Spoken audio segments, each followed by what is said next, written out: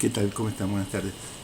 Vamos a ver el segundo encuentro de sintaxis y semántica de los lenguajes. Este, Ahora vamos a repasar, vamos a profundizar un poquito más las cosas de que hablamos en el video anterior y vamos a avanzar sobre el tema de las gramáticas. Así que para profundizar un poco y empezar un poco desde el principio, insisto, profundizando un poquito más lo que nosotros vimos, la materia nos trata de formar en metodologías y técnicas de programación, eso ya lo hemos visto. Estamos en el departamento de ingeniería de sistemas, en el bloque de tecnologías básicas y en el área de programación, juntamente con algoritmos, con paradigmas, con matemática discreta. Estamos con una hora menos que algoritmos, es decir, 4 horas anuales y un total de 128 horas al año. Bueno, el propósito es conocer los elementos propios de la sintaxis de los lenguajes de programación, conocer lenguajes formales y autómatas, o profundizar sobre lenguajes formales y autómatas con un fin determinado. Ustedes han visto algo de esto en matemática discreta. El nombre de la materia es sintaxis semántica de los lenguajes. Se refiere justamente a lenguajes, no cualquiera, sino a los lenguajes de programación. En el caso de la programación, en el caso de la informática, la sintaxis del lenguaje de programación, lo llamaremos LP a partir de ahora, es un conjunto de reglas que define la correcta escritura del lenguaje de programación. Los lenguajes de programación tienen que estar bien escritos. Nosotros vamos a profundizar cómo se hace para escribir los lenguajes bien, ¿no? Por ejemplo, en C, si nosotros decimos la declaración int a, b, punto y coma, entonces la sentencia a igual a b más 1, punto y coma, esto es sintácticamente correcto, esto está bien escrito. En cambio, si decimos a igual, bueno, dos puntos igual, ¿no? A igual a b más 1, esto no está correctamente escrito. No está correctamente escrito por este operador, no está correctamente escrito porque después de p viene el 1 y el más al final, así que esto no está bien escrito. De esto se trata los lenguajes de programación. Los lenguajes de programación están formados básicamente por un conjunto de lenguajes formales.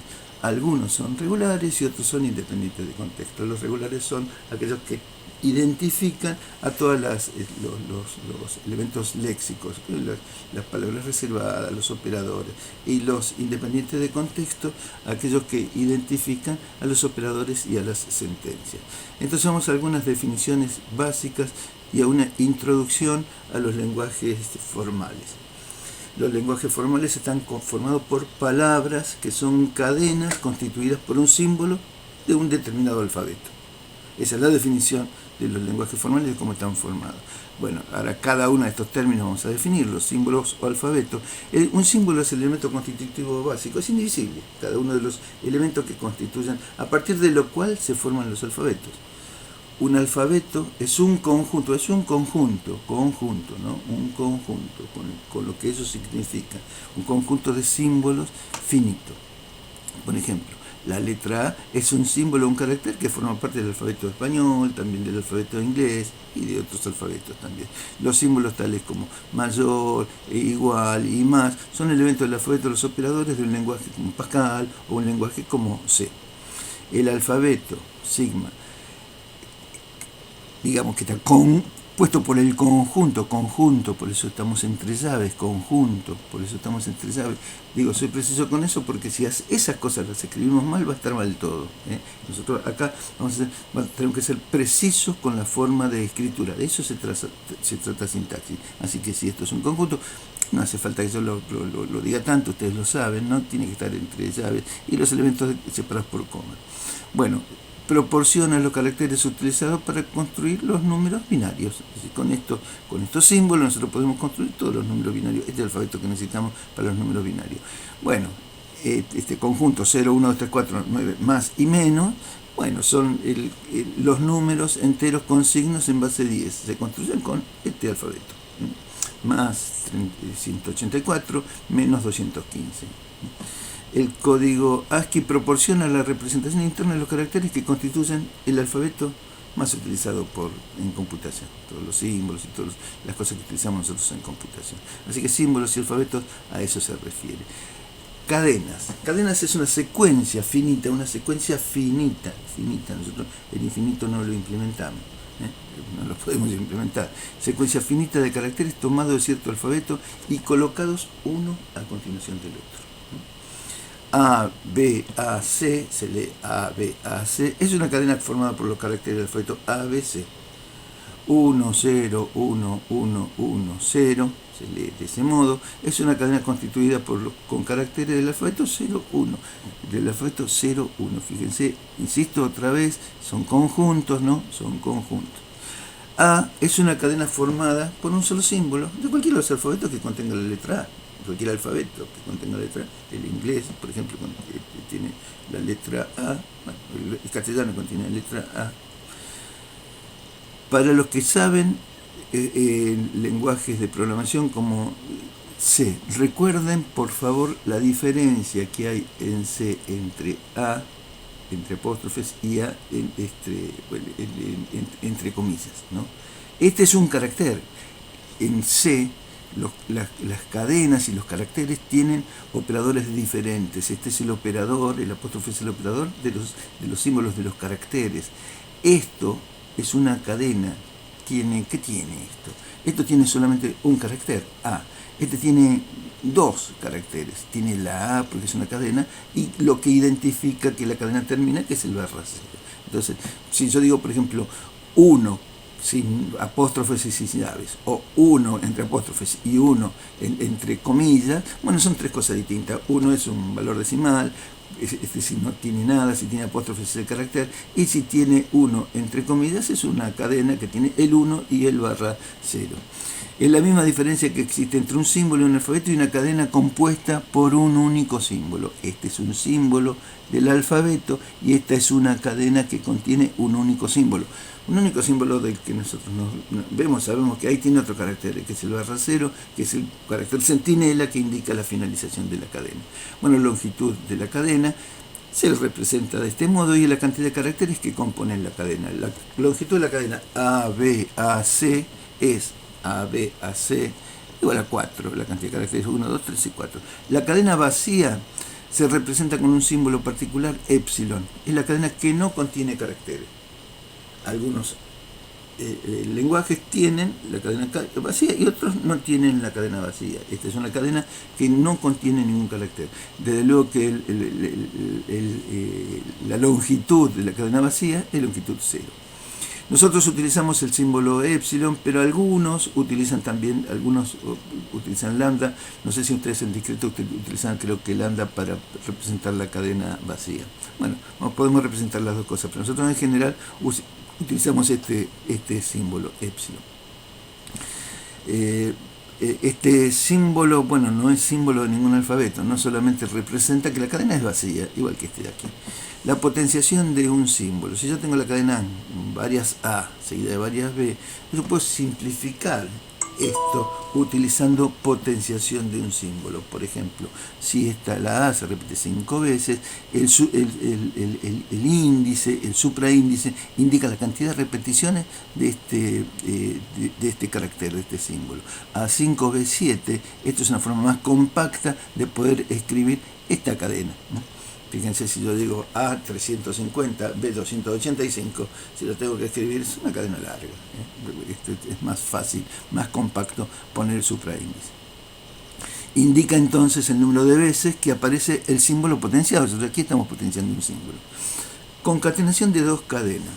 Es aplicada a cadenas. Si yo tengo la cadena 1, la cadena S1 y la quiero concatenar con la cadena S2, produce una nueva cadena formada primero por los caracteres de la cadena S1 y a continuación por los caracteres de la cadena S2. Este símbolo de concatenación es posible, no es necesario ponerlo, podemos no ponerlo. En general, primero los elementos de la primera cadena y a continuación los elementos de la segunda cadena. La concatenación no es conmutativa, salvo en algunos casos especiales. Hay casos especiales donde la concatenación sí es conmutativa.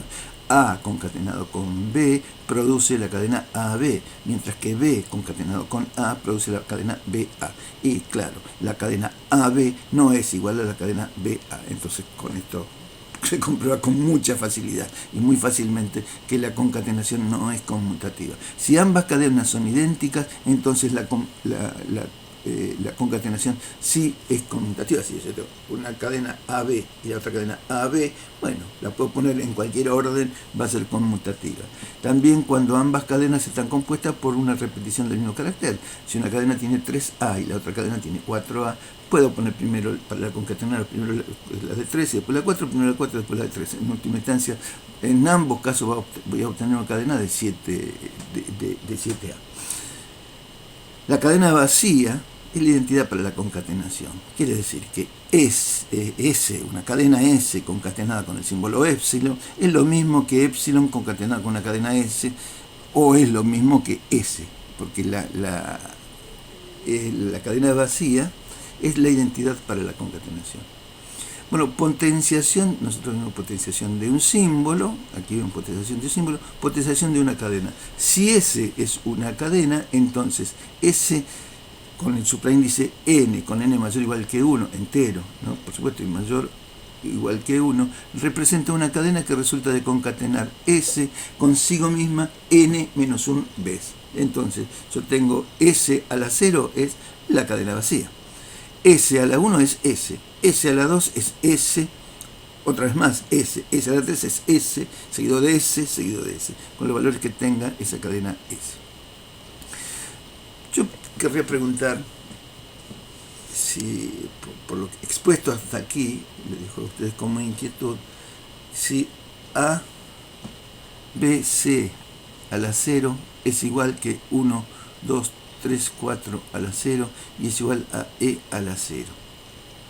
Y si es igual a épsilon, perdón. Y si épsilon a la n es igual a épsilon, para cualquier valor entero de n. Díganme, ¿es verdad esto? ¿Es verdad esto? ¿Es verdad esto? ¿Por qué? Les dijo a ustedes la inquietud. Vamos a ver lo que es un prefijo, un sufijo y una subcadena. Prefijo de una cadena es una secuencia de 0. Prefijo de una cadena es una secuencia de 0 o más caracteres iniciales de una cadena. Es una secuencia de 0 o más caracteres iniciados de una cadena. Si la cadena es A, B, C, D, entonces un prefijo es épsilon, la cadena vacía es 0. O A, un solo elemento. O AB, 2 elementos. O A, B, C, los primeros 3 elementos. O A, B, C y D, la cadena completa. Así que, ¿cuántos prefijos tiene? Bueno, la cadena vacía, la A2, AB3, esta 4, 5 prefijos. Un sufijo de una cadena es una secuencia de 0 o más caracteres finales de la cadena. 0 o más caracteres finales de la cadena significa que épsilon es sufijo. Bueno, si empiezo atrás D es sufijo, CD es sufijo, BCD es sufijo, ABCD también es sufijo. Una subcadena de una cadena es una secuencia de caracteres que se obtiene eliminando 0 o más caracteres iniciales y 0 o más caracteres finales de esa misma cadena. Si yo tengo la cadena A, B, C, D, entonces son subcadenas A, B, C, D. A, B, C, D es subcadena porque eliminó 0 inicial y 0 y final. También B, C, D es subcadena, eliminó CD es subcadena. Bueno, puedo empezar de adelante para atrás o de atrás para adelante. ¿Se entendió el concepto? Bueno, también épsilon eliminó todos los símbolos de la cadena. Bien, lenguajes naturales y lenguajes formales. Nosotros dijimos ayer, en el video anterior, dijimos que un lenguaje natural es el hablado, el escrito que utilizamos nosotros para tratar de comunicarnos. Los lenguajes estos naturales tienen algunas particularidades que los caracterizan. Evolucionan con el tiempo, a medida del tiempo transcurre, van incorporando nuevos términos. Bueno, hemos visto el castellano, ¿no? Incorporaron cada pavada también. Pero bueno, esos son los lenguajes naturales. Evolucionan con el tiempo, van apareciendo nuevos términos y nuevas reglas gramaticales para mejorar la comunicación. Sus reglas gramaticales surgen después. Primero aparece el lenguaje, primero aparecieron estas personas que apenas podían comunicarse y después aparecieron cómo se estructuraron estas cosas. surgen después del lenguaje para poder explicar su escritura, es decir, para poder explicar la sintaxis. El significado, o sea, la semántica de cada palabra, es en general más importante que la composición sintáctica. Yo puedo escribir hablar con H, sin H, o con H intermedia, o lo que fuere, que de cualquier manera voy a tratar de entender más o menos qué es lo que estoy diciendo. Los lenguajes formales, lo llamamos el F, es un conjunto de cadenas formado con los caracteres de un alfabeto dado, lo dijimos al principio, y tiene una característica fundamental. En principio es un lenguaje abstracto. El término formal es porque solamente estamos interesados en la forma de una cadena, es decir, estamos interesados en su sintaxis y no tanto en la semántica. Estamos interesados en la forma, en cómo están escritas las cosas, y no tanto en la semántica. Los lenguajes formales están definidos por reglas gramaticales preestablecidas. Hoy veremos gramáticas, pero se pone al principio, las gramáticas son lo que crean a estos lenguajes y se deben ajustar rigurosamente a ellas. En consecuencia, el lenguaje formal en general es difícil que pueda evolucionar. Es decir, nosotros tenemos un lenguaje C y si evoluciona se llamará C++, o si sigue evolucionando se llamará C#, qué sé yo. Palabra, entonces. Palabra, si una cadena pertenece a un determinado lenguaje, es una palabra de ese lenguaje. La pertenencia de una cadena a un lenguaje formal le da la propiedad de ser palabra de ese lenguaje. En una descripción de un lenguaje por enumeración, 1, 1, 0, 1, 0, 0, 1, 0, 0, 1. Bueno, 1 es una palabra, 1, 0 es también una palabra, 1, 0, 0, 0 también es una palabra.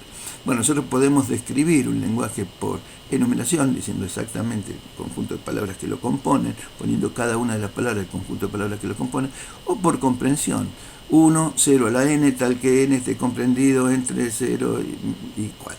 Bueno, 1 y el 0, si es el 0 a la 0 es nada, entonces es 1, el 0 a la 1 es 10, y así con todo. Esta es la descripción por comprensión. Un lenguaje formal puede ser descrito por enumeración, por comprensión y también por una frase en un lenguaje natural. Es un poco más difícil ahí porque, digamos, los lenguajes formales escritos por enumeración y por comprensión son precisos. Y nosotros después podemos tener con un lenguaje, en un lenguaje natural, la ambigüedad de las palabras. Nosotros podemos describirlo esto de muchas formas. Son las propiedades de las palabras. Una palabra, habíamos dicho que es una cadena que pertenece a un lenguaje determinado, por lo cual todos las cosas que dijimos de una cadena son aplicables también a las palabras. Hablamos de longitud de una palabra, de la palabra vacía, de concatenación de dos o más palabras, de la potenciación de una palabra, del prefijo y los sufijos de una palabra y sus palabras, con el mismo significado que vimos en las cadenas. Tienen absolutamente el mismo significado y tienen las mismas cosas. La concatenación de dos palabras no siempre generan una palabra de un lenguaje. Puede ser que concatenemos dos palabras que no sean, por ejemplo, acá podemos concatenar la palabra 1, 0, 0 con la palabra 1 y da 1, 0, 0, 1, que no es palabra de este lenguaje. Así que la concatenación de dos palabras no necesariamente generan palabras del lenguaje. La cardinalidad de un lenguaje formal.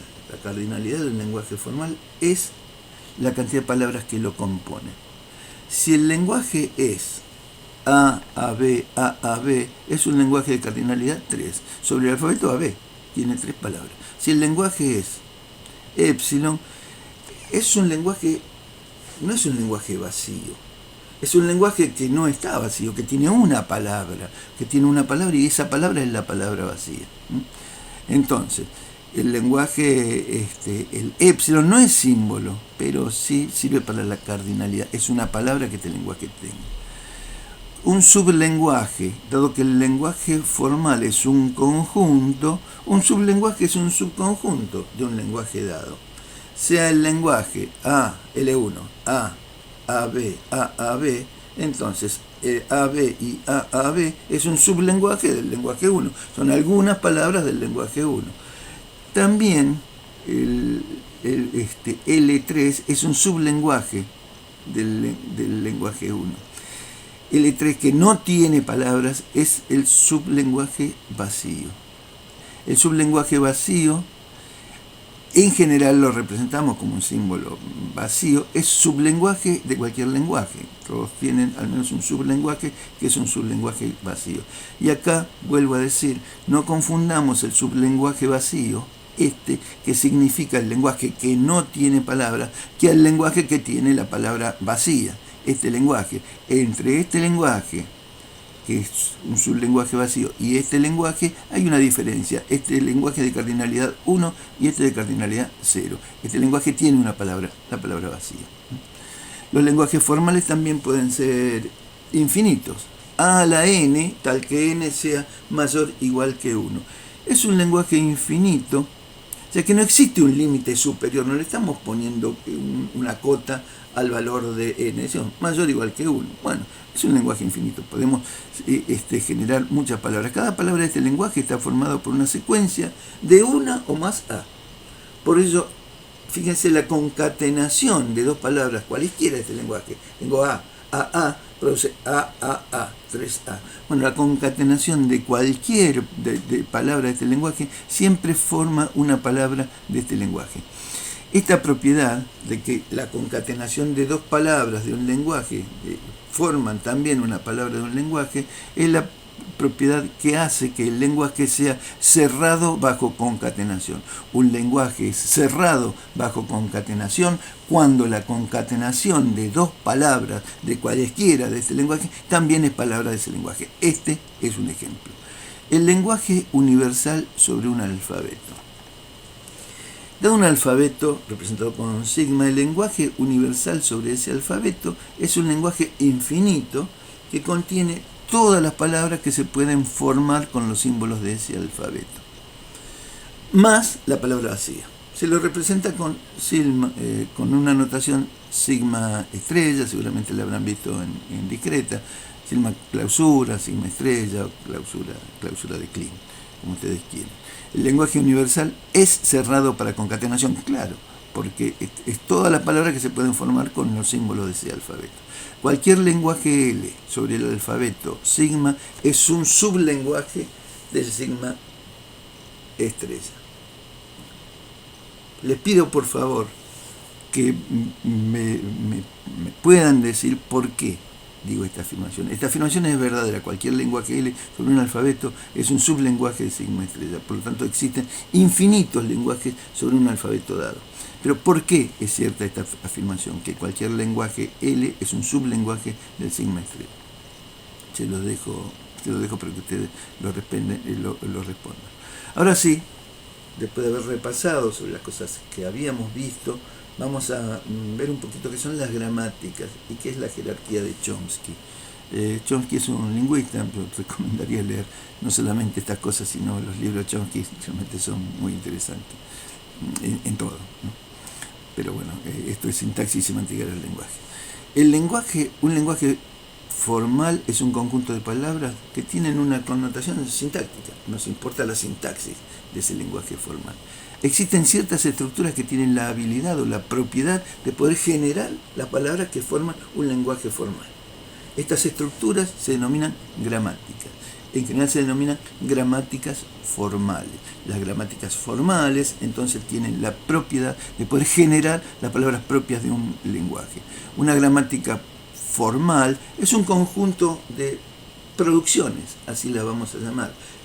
Esas son una serie de reglas que se aplican para obtener las palabras propias del lenguaje formal. Las palabras de cada lenguaje formal se obtienen aplicando las reglas de producción de la gramática. Sea el lenguaje, por ejemplo, L, que contiene la palabra A. Está formado por una sola palabra. Este lenguaje es generado por una gramática única, digo, un no terminal S produce A. Con esta producción, digo que S produce A, bueno, produzco la única palabra que tiene este lenguaje. Bien, sea el lenguaje L sobre el alfabeto que tiene la palabra A y B, sobre el alfabeto AB. Las producciones podrían ser, por ejemplo, S produce A. Esta producción produce A. Y también S produce B. Cada producción genera una palabra distinta del lenguaje. Ahora, no necesariamente tenemos que hacer una producción por cada palabra que genera el lenguaje. No necesariamente es así. Bueno, en el caso de este ejemplo sí, es un ejemplo muy simple. En el caso de este ejemplo sí, pero no necesariamente es así. Veamos. El lenguaje que tiene la palabra AA y AB. Nosotros podemos decir una producción para cada palabra, S produce AA o S produce AB. Pero también podemos decir que S produce A seguido de otro no terminal, T. Fíjense, estas dos palabras tienen en común la letra A, entonces seguramente la primera producción produce A seguido de algo. Ese algo que lo sigue puede ser una A o una B. Bueno, S produce A seguido de algo. Ese algo que lo sigue, T, puede producir A o B. Entonces, S produce A y T. Y si T produce A, produzco la palabra AB. S produce A y T. Y si T produce B, produzco la palabra AB. Toda producción está formada básicamente por tres partes. Una parte, un lado izquierdo, un lado derecho, y una flecha. Esta flecha dice que lo que está en el lado izquierdo, esta producción produce lo que está de este lado, o lo que está de este lado, lo que está del lado derecho, reemplaza a la producción. Es reemplazado por lo que equivale a la producción de lo que está en el lado derecho. Existen, para cualquier gramática, existe una definición formal de las gramáticas. Las gramáticas, lo que nosotros tenemos que producir, se llaman no terminales. Entonces, toda gramática está formada por una cuatro-upla. La definición formal de las gramáticas se las pedimos, desde luego todas las cosas que estamos comentando acá, de alguna manera las pedimos. Una cuatro-upla, fíjense, cuatro-upla no está entre no está entre llaves, ¿no? Es una cuatro-upla, está entre paréntesis, no me salía la palabra. Bueno, que contiene VN, es el vocabulario de no terminales o variables, el conjunto finito de cosas que hay que definir. VT es el conjunto, el vocabulario de terminales o caracteres del alfabeto sobre el cual se construye este lenguaje. P es el conjunto de producciones, y S, que pertenece al conjunto de no terminales, es el axioma. Es el símbolo inicial o es el axioma, desde el cual siempre debe comenzar a aplicarse las producciones que generan todas las palabras del lenguaje. Todas las palabras deben empezar a aplicarse desde el axioma. Digamos, nosotros tenemos el lenguaje AA, AB, la cuatro-upla sería el conjunto de no terminales, S y T. En estas producciones que vemos aquí, ¿no? Conjunto de no terminales, S y T. El conjunto de terminales, A y B. El conjunto de producciones, S produce A seguido de T, T produce A y T produce B. Y lo último que tenemos es el axioma. Miremos por favor, que esto es un conjunto, hay cosas que son conjuntos, y acá debe haber sido un paréntesis. Pido disculpas, acá esto debe haber sido un paréntesis. Acá debe haber sido un paréntesis. Bueno, vamos a ver. El lenguaje AA entonces tiene esa cuatro-upla. La jerarquía de Chomsky dice que hay varias gramáticas regulares o gramáticas de tipo 3, gramáticas independientes de contexto o gramáticas de tipo 2, gramáticas sensibles al contexto o gramáticas de tipo 1, y gramáticas irrestrictas o gramáticas de tipo 0. ¿En qué se diferencian cada una de las gramáticas? Todos tienen las mismas cosas, en lo único que se diferencian, en principio, conceptualmente se diferencian, pero en lo que se diferencian en la definición formal es cómo son sus producciones. Cómo son sus producciones. Vamos a las gramáticas regular, que los podemos utilizar para los lenguajes regulares. Los lenguajes regulares son aquellos que son reconocidos por los autómatas finitos, ¿no? Nosotros hemos visto ese repaso la semana anterior.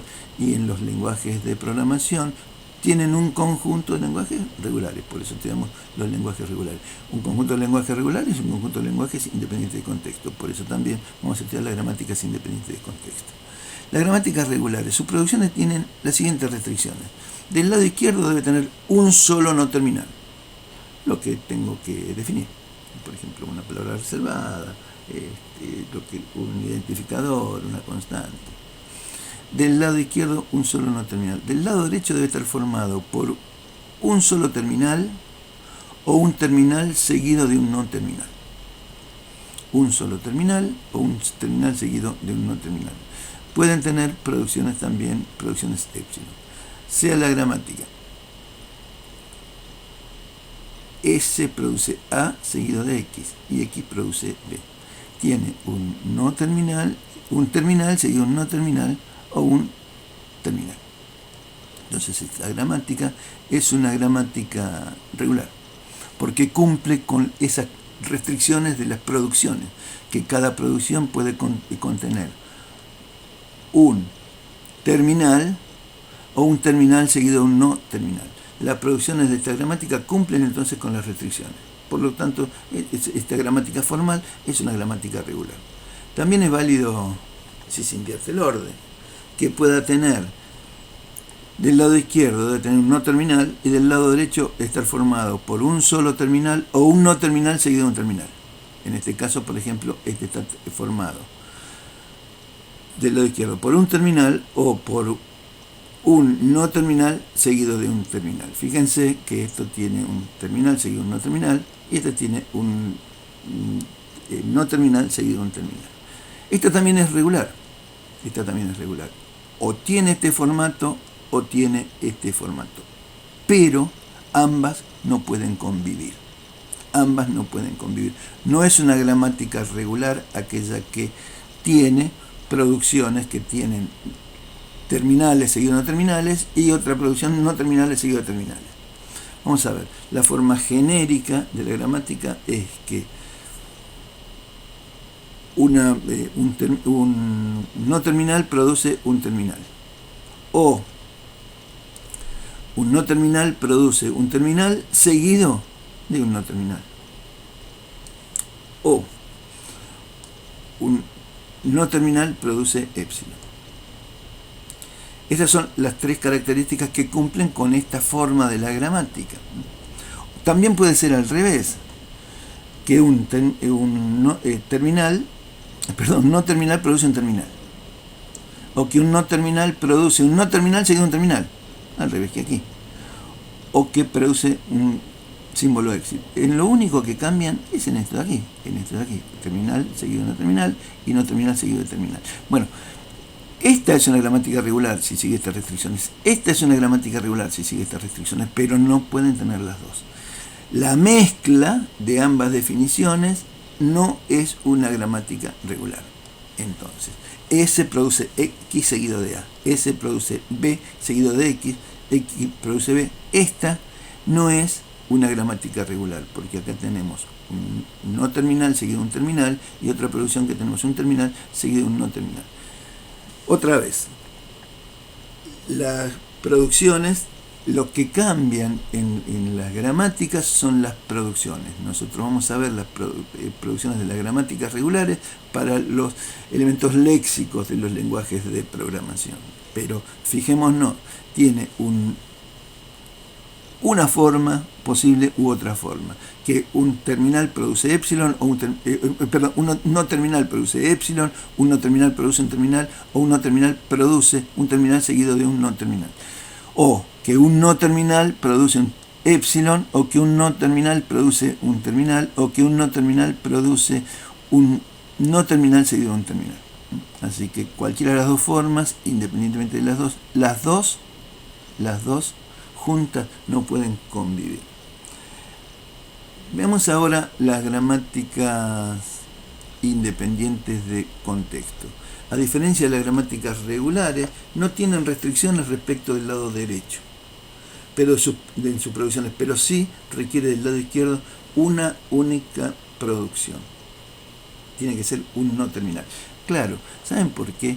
Porque las gramáticas regulares las vamos a tener nosotros que utilizar para definir qué es un operador, qué sé yo, qué es una palabra reservada. Entonces tiene que ser uno solo, no puede ser varios.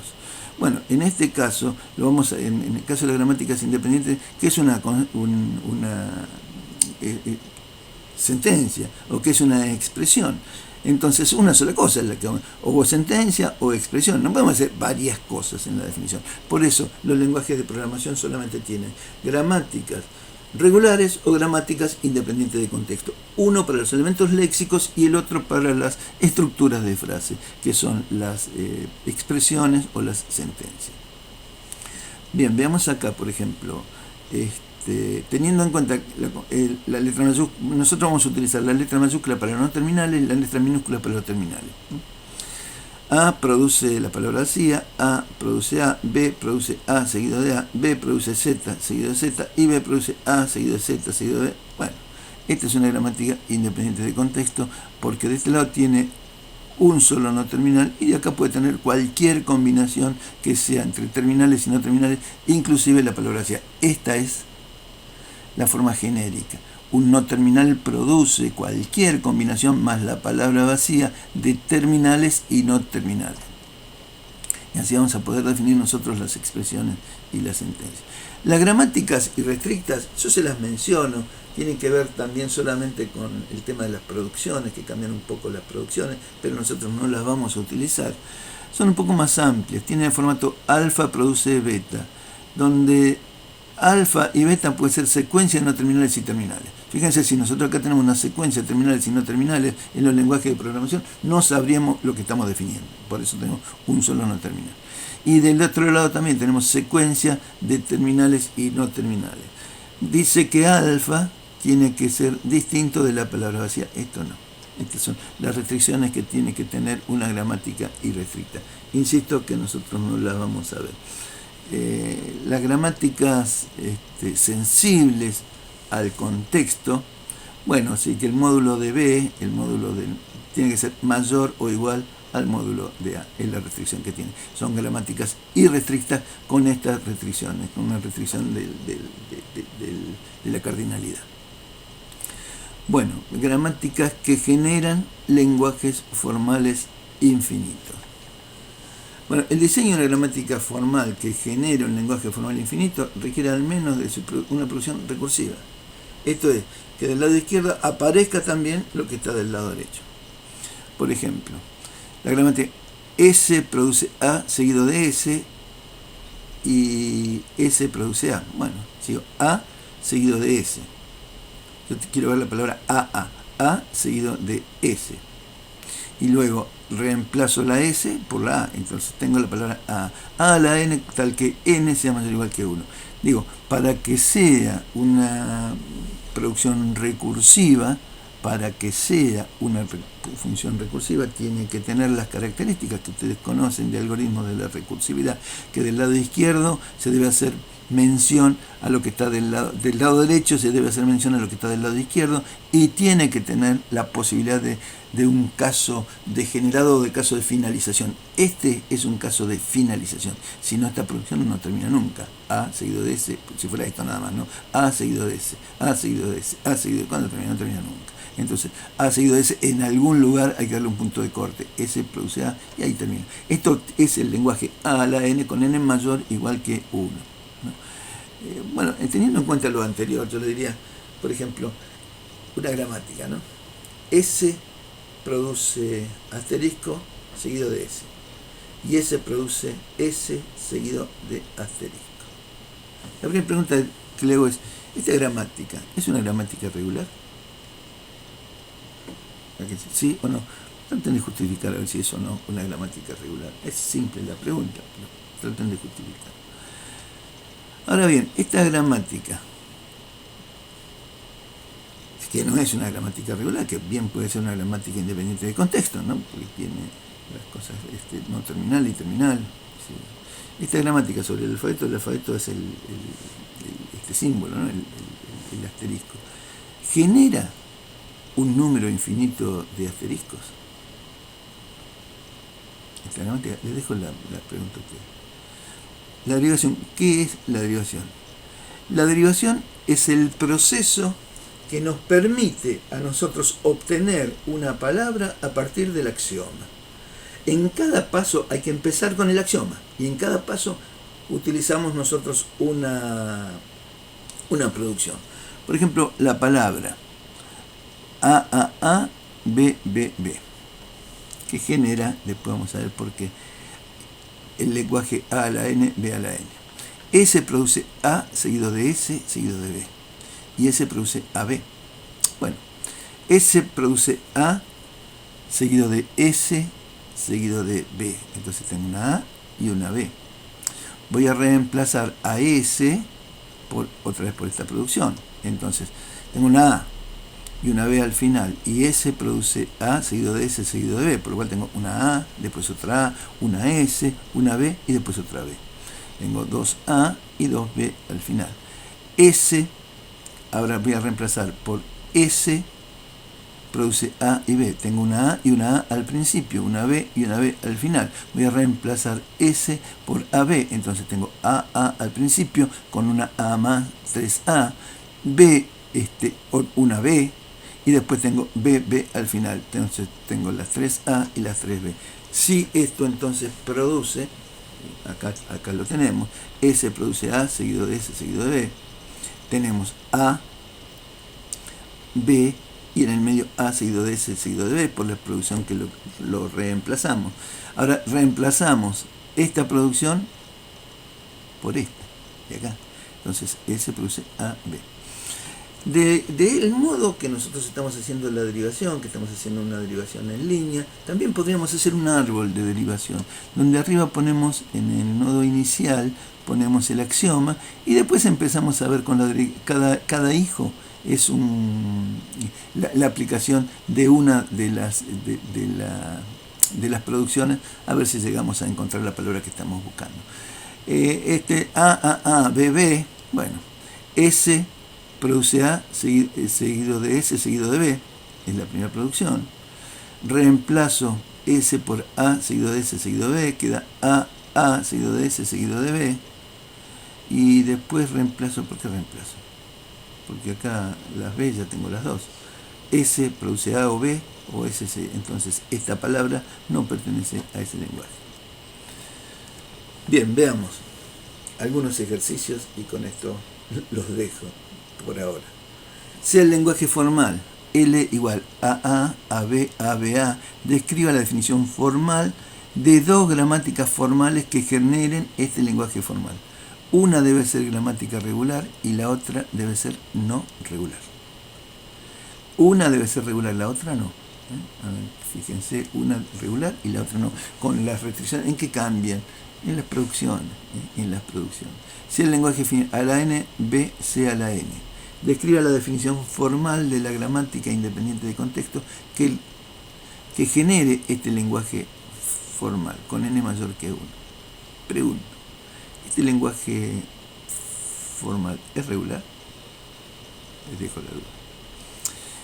Dada la gramática independiente de contexto, en el punto anterior, utilice derivación para ver si 3A, B, 3C generan este lenguaje, 2A, 2B, 2C la genera este lenguaje, 3A, 1B, 2C la genera este lenguaje, 2A, 1B, 3C la genera este lenguaje, o 3A, 3C las genera este lenguaje.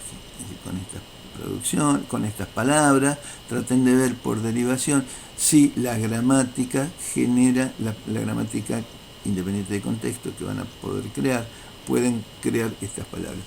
Bien, con esto nos vemos la próxima vez. Hoy es el día que tendríamos que haber empezado las clases de sintaxis.